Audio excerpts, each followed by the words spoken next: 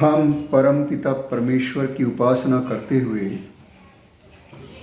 ये अनुभव करें कि वो हमारे अत्यंत निकट है, हमारे भीतर बैठा है, हमारी बात को सुन रहा है, हमारी प्रार्थना को स्वीकार कर रहा है। ईश्वर किसी से द्वेष नहीं करता, द्रोह नहीं करता,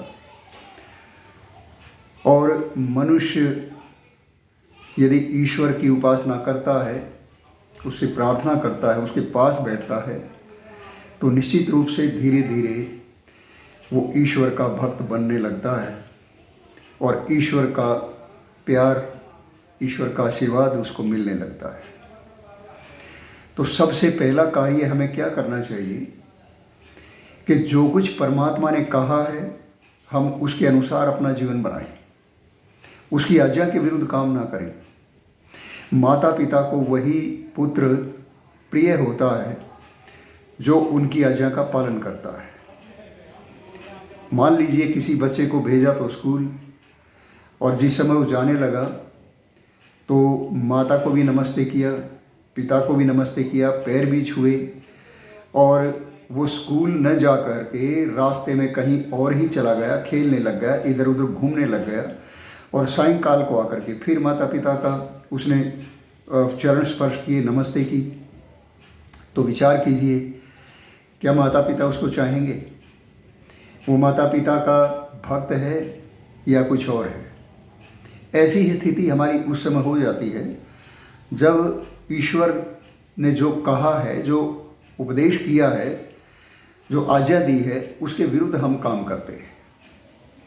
महर्षि दयानंद जी महाराज ईश्वर स्तुति प्रार्थना उपासना मंत्रों का अर्थ करते हुए लिखते हैं कि हम ईश्वर की भक्ति और फिर भक्ति का अर्थ स्पष्ट करते हैं, अर्थात उसी की आज्ञा पालन करने में तत्पर रहें कि परमात्मा की जो आज्ञा है, हम उसका जो आदेश है, हम उससे इधर उधर बिल्कुल ना हो। आर्य समाज के बहुत उच्च कोटि के विद्वान हुए हैं आचार्य परवर पंडित चमुपति एम.ए. जी। वो संध्या के बारे में कहा करते थे, उपासना के बारे में कहा करते थे कि उपासना वास्तव में एक प्रतिज्ञा है, एक वचन है जो हम ईश्वर के पास बैठते हुए लेते हैं, प्रतिज्ञा करते हैं कि प्रभु हम आपकी आज्ञा के विरुद्ध नहीं चलेंगे, आपका जो आदेश है हम उसके विरुद्ध कोई कार्य नहीं करेंगे, और दूसरा कि हम आपके योग्य बनकर के आपके पास बैठेंगे, आपकी प्रार्थना आपकी उपासना हम आपके योग्य बनकर के करेंगे। तो परमात्मा के योग्य कैसे बने? परमात्मा ने जो कहा है, जो आदेश दिए हैं, उनके अनुसार कार्य करके, और दूसरा ईश्वर के गुणों को जानकर उनको अपने अंदर धारण करने का प्रयास करें। जैसे ईश्वर दयालु है तो हमें भी दया का भाव अपने मन में रखना चाहिए। निर्दयी व्यक्ति कभी ईश्वर का प्रिय नहीं होता है। मनुष्य के आश्रय पर संसार के सब प्राणी हैं। प्राणी ही क्यों, जंगल, पर्वत, नदी, नाले, वायु, सब कुछ, जल आदि सब कुछ मनुष्य के आश्रय पर हैं।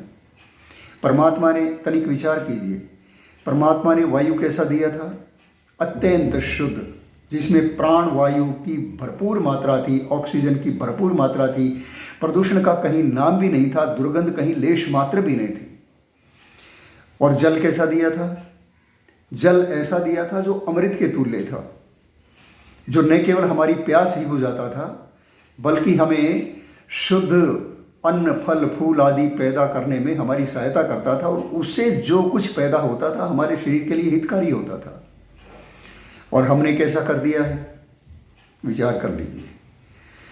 तो परमात्मा दयालु है, हमें भी दया का व्यवहार अपने सब प्राणियों के लिए, सब मनुष्यों के लिए अब दया का व्यवहार हमारे मन में होना चाहिए। परमात्मा न्यायकारी, हमें भी किसी के साथ अन्याय नहीं करना चाहिए। परमात्मा सर्वज्ञ है, सब कुछ जानने वाला है, तो हमें भी ज्ञानवान होना चाहिए। सब कुछ जानने वाले तो नहीं बन सकते, लेकिन मूर्ख नहीं रहना चाहिए। जितना हम जान सकते हैं उतना तो जानना ही चाहिए। परमात्मा सर्वशक्तिमान है, हमें भी शक्तिशाली होना चाहिए। निर्बल व्यक्ति कभी परमात्मा की उपासना नहीं कर सकता। और ना ही निर्बलता दीनता परमात्मा को प्यारी है। ईश्वर तो कहता है कि मेरे पास आओ तो स्वाभिमान पूर्वक सर उठा करके, ऊंचा सिर करके आओ, सिर झुका करके मेरे पास मत आना। सिर झुका हुआ व्यक्ति मुझे स्वीकार नहीं। मैंने तुम्हें सब कुछ दिया है, तुम्हारी आवश्यकता के सब साधन तुम्हें दे दिए, सब जुटा दिए हैं, ज्ञान दिया है। सृष्टि के आरंभ में वेद का ज्ञान इसीलिए तो दिया था कि तुम वेद को पढ़ो और वेद की आज्ञाओं के अनुसार कार्य करो, अपना जीवन भी सुखी बनाओ और दूसरों का जीवन भी सुखी बनाओ। लेकिन हमने उल्टा चलना शुरू कर दिया। कितने गुण परमात्मा में हैं, यदि हम उनमें से कुछ भी अपने, थोड़ा बहुत भी अपने अंदर धार लें, परमात्मा आनंद स्वरूप है, शुद्ध है, पवित्र है, निर्वैर है। कितने गुण हैं, उनमें से हम कुछ भी यदि हम अपने आप अपनी शुद्धता रखें, अपने मन में विकारों को ना उठने दें, दूषित विचार जब मन में आए तो उनको परे धकेल दें, इस प्रकार से अपने उसके गुणों को अपने भीतर हम धारण करके ईश्वर के समीप बैठेंगे, तब ईश्वर कहेगा कि हाँ, अब तुम मेरे पास बैठने के अधिकारी हो। देखो, परमात्मा ने सब चीज़ें जीवन के लिए जो आवश्यक थी वो सब प्राणियों को बराबर दे दी। वायु श्वास लेने के लिए सबको मिलता है, सूर्य की धूप सब प्राणियों के लिए मिलती है, पीने के लिए जल सबको मिलता है, उनके शरीर के अनुसार भोजन की व्यवस्था परमात्मा ने सबके लिए की है। तो कोई ऐसी वस्तु जो अपने उपासक के लिए परमात्मा रखता है वो क्या है? ईश्वर कहता है वो सबके लिए नहीं है, वो केवल अधिकारी को मिलेगी। और वो क्या है? वो है ईश्वर का प्यार, उसका आशीर्वाद। वो उसी को मिलता है जो उसकी आज्ञा के अनुसार चलते हुए और अपना जीवन भी सुधारता है, ईश्वर की उपासना के द्वारा अपने जीवन का कल्याण करता है और दूसरों के लिए भी शुभकारी होता है। मनुष्य की मनुष्यता की पहचान ही तब होती है जब वो व्यवहार में आता है। दो बातें हैं, एक उपासना काल है, एक व्यवहार काल है। उपासना काल में हम ईश्वर को छोड़कर कोई और विषय मन में ना रखें।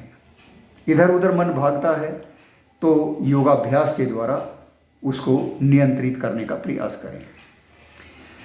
और व्यवहार काल, जो कुछ हमने उपासना काल में बैठते हुए ईश्वर से प्रार्थना की थी, व्यवहार काल में उसको अपने जीवन में चरितार्थ करें। झूठ ना बोलें, चुगली निंदा ना करें, किसी परहित दूसरे के धन को, दूसरे की बहू बेटी को दुष्ट नज़र से न देखें। इस प्रकार से जब हमारा जीवन ऊपर उठने लगता है तब हम ईश्वर के प्यारे बनते हैं। और जब उसकी शरण में बैठकर, ऐसा व्यक्ति जिस समय उसकी शरण में बैठकर उपासना करता है तो परमात्मा निश्चित रूप से अपने आशीर्वाद का हाथ उसके सिर के ऊपर रखता है। कभी आप प्यार से बैठ करके तो देखिए, एक बच्चा जैसे अपने पिता की गोदी में बैठ जाता है और उस समय ना तो उसको कोई भय लगता, ना ही उसकी कोई और अभिलाषा रहती। इसी प्रकार से हम जैसे एक निश्चल सरल स्वभाव का अबोध बच्चा अपने पिता की गोदी में बैठता है, वैसे ही हम बिल्कुल हल्के होकर निश्चल भाव से और सब बातों को छोड़कर केवल ईश्वर, यह समय केवल भगवान का है, बस और कोई विचार नहीं, ऐसा विचार करके जब हम ईश्वर के पास बैठेंगे, उसकी शरण में बैठेंगे, तो निश्चित रूप से ईश्वर हमारे ऊपर अपने आशीर्वादों की वर्षा करेगा। वो दयालु है। दयालु इसलिए है कि देखो, मनुष्य कर्म करते हुए बहुत सारी भूलें कर जाता है, तो उसके बदले में जो उसने भूल की है, उसके बदले में अपना दिया हुआ दान उससे वापस नहीं लेता है। जैसे जेल में भेजे जाने वाले किसी व्यक्ति के लिए सरकार भोजन और जल आदि की व्यवस्था उसके लिए करती है, वो उसके लिए आवश्यक वस्तुएं जिंदा रहने के लिए, वो सज़ा तभी भेजेगा जब जिंदा रहेगा। अगर मरी गया तो सज़ा का क्या अर्थ है? तो परमात्मा अपराध करने वाले के लिए भी दया का भाव रखता है और उससे भी अपनी दी हुई वस्तुओं को उसको भी वंचित नहीं करता है। ये परमात्मा की दया नहीं तो और क्या है? और एक विद्यार्थी मान लीजिए किसी कक्षा में पढ़ता है, 3 बार 4 बार वो फेल हो गया, 5 बार फेल हो गया, तो अध्यापक भी हाथ जोड़ देते हैं, माता पिता को बुला के कहेंगे भाई इसको ले जाओ, हमारे बस का नहीं है। लेकिन ईश्वर तो ऐसा नहीं करता। जीवन भर हम न जाने कितने अपराध करते हैं, कितने पाप करते हैं, कितने दोष हमारे जीवन में होते हैं, लेकिन ईश्वर फिर भी कहता है कोई बात नहीं, कोई बात नहीं, सुधरेगा, अवश्य सुधरेगा, सुधारने का मौका देता है उसको। तो आओ ईश्वर की उपासना करते हुए उसके गुणों को अपने भीतर धारण करें और फिर उसके पास बैठे। आप देखेंगे कि आपके जीवन में निखार आने लगेगा, आप धार्मिक बनने लगेंगे। धार्मिकता दिखाने की वस्तु नहीं है, धार्मिकता अपनाने की, करने की, आचरण की वस्तु है। और दुख यही है, हम धार्मिक दिखते हैं पर धार्मिक बनना नहीं चाहते हैं। हम धार्मिक दिखना चाहते हैं, बनना नहीं चाहते। आओ हम धार्मिक बने।